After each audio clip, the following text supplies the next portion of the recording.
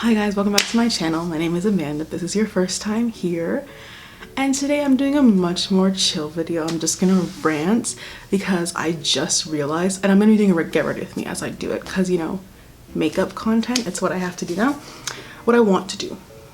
So today I'm gonna be talking about how Instagram is getting rid of those like filters, the ones that mimic plastic surgery. So I was on Instagram yesterday because yesterday I did film a video yesterday, you know, content queen. I filmed a video yesterday and I was taking pictures and I was on Instagram and I'm like, where is the filter that makes me look better? I was like, where is the filter that makes me look better? Where is it? And I couldn't find it. And then I asked my friend, I was like, do you have this filter? And she was like, no, it's gone. They're taking them away. And I said, who's taking what away? I said, who's taking what away? And she was like, didn't you hear? And I'm like, I usually hear things. But she was like, didn't you, like, their Instagram is getting rid of the plastic surgery filters. And I was like, that's crazy. I don't have a mirror, so I'm gonna be using the viewfinder as a mirror. That's ghetto. Anyway, she was like, they're gonna be taking away the filters. And I was like, oh hell, but bring them back. No. And then I like sat down and I was like, that is so messed up. Like, that is so messed up.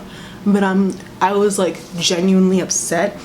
Okay, I'm exaggerating, but I was like slightly bummed that filters that make me look a certain way are being taken away. And I'll get into like why that's like messed up a little bit later. Actually, I'll just talk about it now. So like Instagram. So I joined Instagram, I'm pretty sure in 2011 in 7th grade. So I've had an account since then. The name has changed many times and I've deleted a lot of pictures, but I've had an Instagram since then. And I call that time, like 2011, the rise of Instagram, because that's when, I'm 19 by the way, I'm a junior in college. That's when my generation of people started to like really use it, if that makes sense. People use it in early middle school, but I think towards late middle school is where it really picked up. And that was because Instagram had filters. And now we had like the rise. I call everything the rise. I use rise and fall, like those are my favorite words. Like that was the rise of the filters, and everyone was like, okay, I have to get an Instagram now because Instagram has filters and everyone's photos have filters now. And I'm thinking back and I'm like I want you to like ask yourself, like, when is the last time you've posted a picture that has zero editing? Like, and when I say zero editing, I literally mean like it's straight from the camera roll, zero editing. Because people love to act like I know a lot of influencers like, oh my god, unedited photo, and I'm like, do you think we're stupid? I'm like, I'm in the same business as you are. I know what facetune is and I know you use it on your skin. I said like, people really think we're stupid. We live like this industry banks on the fact that people are dumb. I hope this actually matches me. I don't know how it looks in this lighting, but it does actually match me. Let me get a mirror. So what I'm saying is, I'm like, it's been 2011 was 8 years ago, about to be 9 years ago, and that is the last time most people have posted on any form of social media, even like Facebook and shit, have posted without any sort of editing, whether that be something as simple as a filter. Like, think of how like most people, especially for like Instagram, like everyone adds, not everyone, but most people add like one filter at least to Instagram. And it's like, when is the last time you didn't do that? Like, are we ready to talk about how filters have probably detrimentally affected our mindset as a society? Like, are we ready to talk about that? And I'm sure psychologists are all over it. But another issue is we're getting a lot of like micro studies. Like, we're getting a lot of studies done, like they're like over the past 2 years, over the past 3 years, and it's because we're currently in the stage of data collection. We're not in a stage of yet, we're not there. Once the decade ends, I think there will be enough data collected to actually start analyzing it. We're still in the age of data collection. There hasn't been enough data collected yet to properly analyze how social media has affected our brains. And I think the end of the decade symbolizes the end of maybe one one data collection era, because if you look, I'm just using like me as an example. Like if you look at my group of people, I was born in 2000, so I'm guessing like 1997, 98 to 2001. If you look at how, hold on.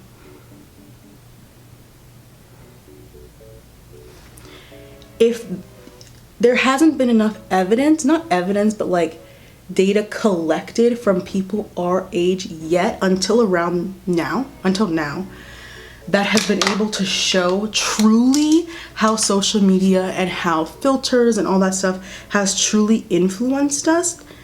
And now that it's been almost like very close to a decade with social media and with filters and with all this kind of stuff, now we're getting to a point where I think there's enough data. I keep saying data, but like, get over it. So like, yeah, we have all these micro studies that are like, social media is bad. And then it's like, yeah, but also it has some incredible benefits. I won't talk about that now, but like, there's just a bunch of micro data done from short periods of time.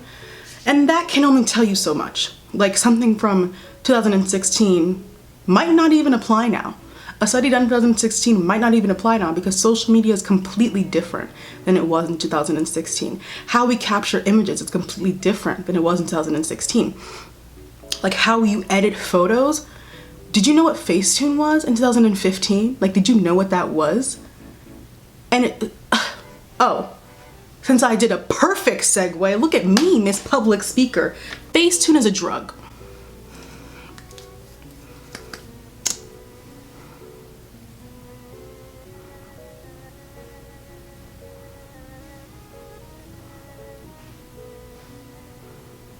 I said what I said. You heard what I said. Facetune is a drug. It's a hard drug. When I talk about Facetune, I have to bring in my own beauty influencers.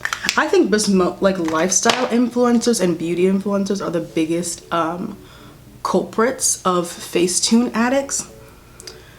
I think just because of how a lot of our business and a lot of our industry relies on standards of beauty, and the standards of beauty are very Eurocentric and very one-dimensional, and they don't incorporate all types of beauty. That's why I think we all, like, not we all, but like the beauty community and lifestyle influencers as an industry have fell victim to this Facetune complex.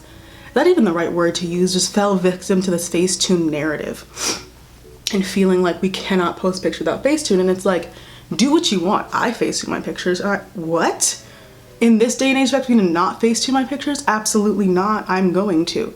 But I think it's also good to have a conversation about like, why do we feel the need to do that? Like, why can't we just post a makeup look and go? And it's not even makeup, because I personally understand Facetuning makeup because how your makeup looks in real life does not always translate well on camera. I know that firsthand, and I'm pretty sure anyone who's ever done makeup and then tried to take a photo of it, you're like, what just happened? You're like, where did my look go? Where did it go? And like, I understand, because where did it go? Lighting changes, I don't know. I took a photography class in high school. I should know more about this, but like lighting changes or like that kind of stuff changes. So your makeup doesn't look the same. So what Facetune can do is like help you edit the picture so it looks how it's supposed to look. But I think we've taken it a step too far. And I don't even think makeup is the issue. I'll just get into like body and face tuning. Facetune is a drug. I've already said it. I do think now 2019 and towards a new decade, I really can't believe it. It's kind of crazy. I think that we've passed the peak use of, you can't see my hand, we've passed the peak use of Facetune. If you think back to about a year ago, like how heavily Facetune was used about a year, I want you to like think to how heavily Facetune was used like a year ago. It was insane. Being able to Facetune yourself to look like almost a different person was a skill, and it was a skill that was coveted. That is so weird. That is so weird how being able to transform yourself to look so, like completely different became a skill that everyone desired. I desired it. I was like, oh, I wish I could Facetune like these influencers. Like, that's so cool. They're able to change their entire appearance using an app. Like, if you really think about what Facetune is, like structurally, it is probably the weirdest app out there. Anyway, not even anyway. It's like, if you remember, sorry, I'm just blending this all out.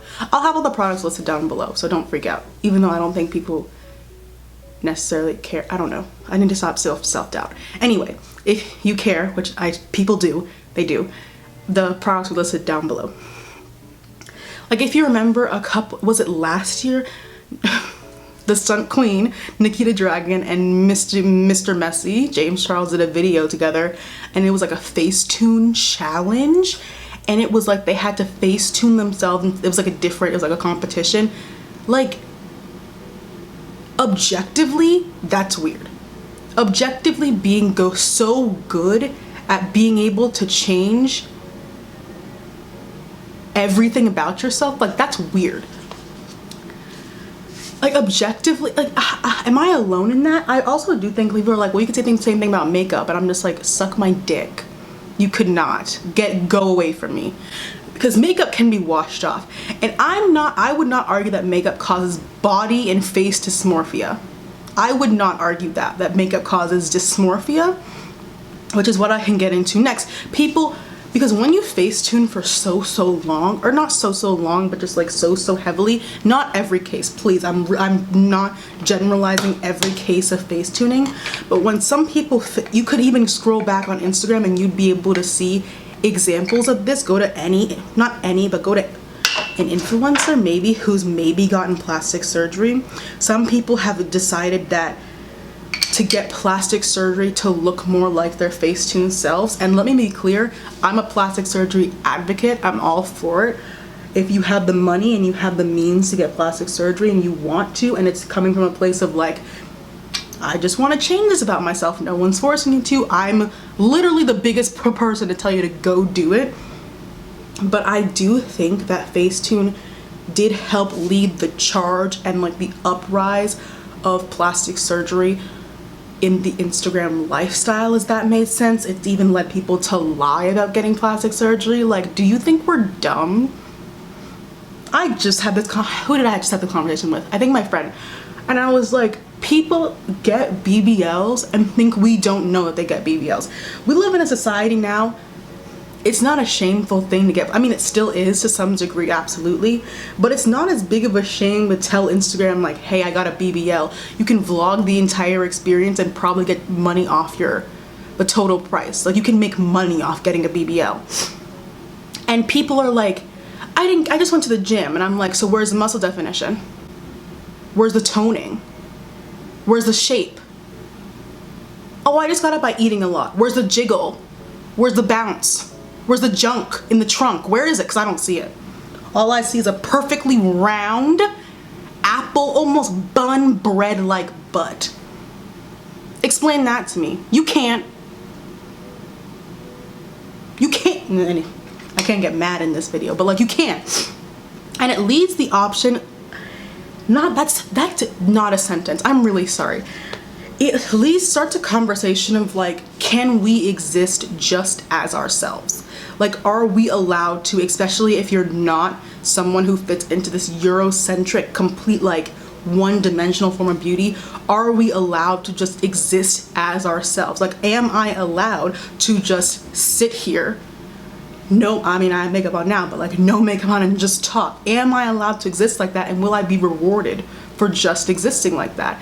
And I am not one of those people who's like, natural bodies, wah. Birds. I'm not a bird. Let's get that straight. Please don't call me a bird. But I'm just wondering, like, what has this done? And because we don't know yet, which is the scariest part. In like 10 years, we're gonna be seeing commercials on TV talking about if you were the victim of blah blah blah blah blah, you are what's it called? You are blank for restitution money like those mesothelioma commercials. Those could exist for BBLs. We don't know. Like, we don't know. And that is what's crazy. Now I can get into the Instagram filters, which is what this video is about.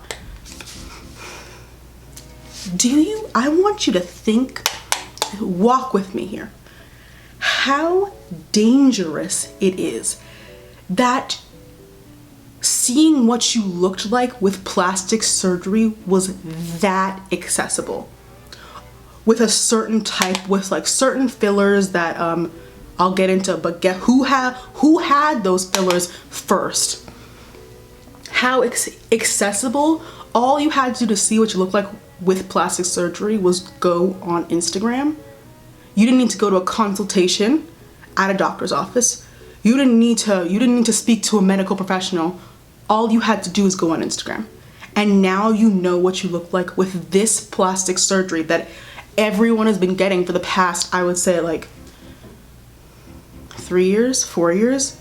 All you had to do is go on Instagram. Accessibility is a great thing, but in this case, it's not. It's really not. And back to the person, Miss Kylie Jenner. That filter, she doesn't really look like she used, like she's toned some stuff down, but back when she was at her like peak of like zhuzh, that's what she looks like. They're trying to all make us look like that. They're trying to exploit the deepest insecurity some of us had due to this racist system that tells me that I'm not beautiful. They're trying to exploit that. I could be reading too far into this, but honestly, I'm not. Honestly, truly, I'm not reading too deep into anything because I'm right. And they all are trying to make us look like her. She is the reason for not all of this mess, because obviously like issues with your like beauty and like body existed before her, but like, why do you think all those filters looked like her? Why couldn't they all have given us like Naomi Campbell's face? Why didn't any of the filters give us her face? Why didn't any of the filters give us Tikta Sumpter's face? Why didn't they do that? You know why they didn't do that. You know why they didn't do that. I don't have to tell you that. That's common knowledge. And it's like, I get why, because you know, like racism and all that kind of stuff, but it's like, truly, why? What are you gaining? What are you gaining from exploiting my insecurities? Oh, that's right, money. Because now that you see what plastic surgery looks like, and it's because it's so accessible to you, all you had to do was swipe right on Instagram to get access to the camera. And because everyone was using these filters, people were making their own, it was downloadable, it became like a fad. Now what ads do you see all the time? Plastic surgery ads. Sale on Kybella, that's what it's called, sale. Lip fillers, what's it called? Cheek fillers, which is all great. Like if you want fillers, go get them. I'm literally, if you need a sign, I'm the sign, go get them. But it's like they are, I don't know who they is, the society, capitalism. They are actively trying to exploit children. Children. That's what's crazy is like kids are using those filters. I am an insecure person, but I was even more insecure at 14. Can you imagine? Sorry, I'm getting my blush. Being 14 years old, you don't like the way you look, and then you go on Instagram one day and Instagram is showing you what you would look like with Kylie Jenner's face. Could you imagine? Like, the studies aren't even done to show how this stuff like filters and all that affects adults, like young adults, people who are of age now. I can't even imagine what it's doing to children. Like, I can't even imagine what it is doing to children.